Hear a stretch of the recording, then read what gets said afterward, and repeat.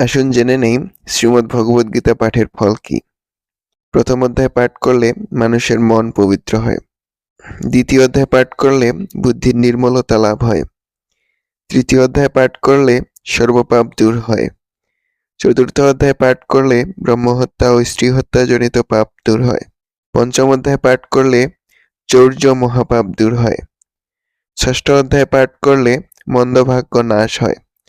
সপ্তম অধ্যায় পাঠ করলে মন নির্মল হয়। অষ্টম অধ্যায় পাঠ করলে অখাদ্য ও অপ্রিয়জাত সকল পাপ দূর হয়।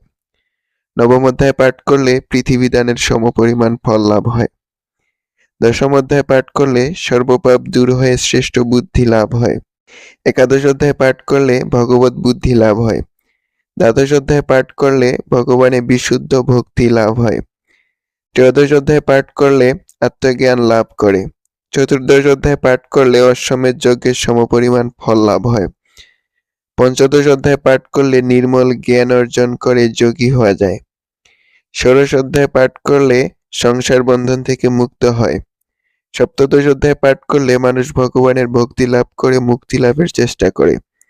অষ্টাদশ অধ্যায় পাঠ করলে জ্ঞান রূপ অগ্নি দ্বারা তাহার সব পাপ নষ্ট হয়ে যায়। এতএব গীতা পাঠ ও শ্রবণের মাধ্যমে ভক্তগণ ইহলোক এবং পরলোকে পরম সুখ লাভ করে থাকেন। জয় গীতা, জয় গীতা, জয় গীতা। হরে কৃষ্ণ। সকলে গীতা পাঠ করুন, সুখী হন।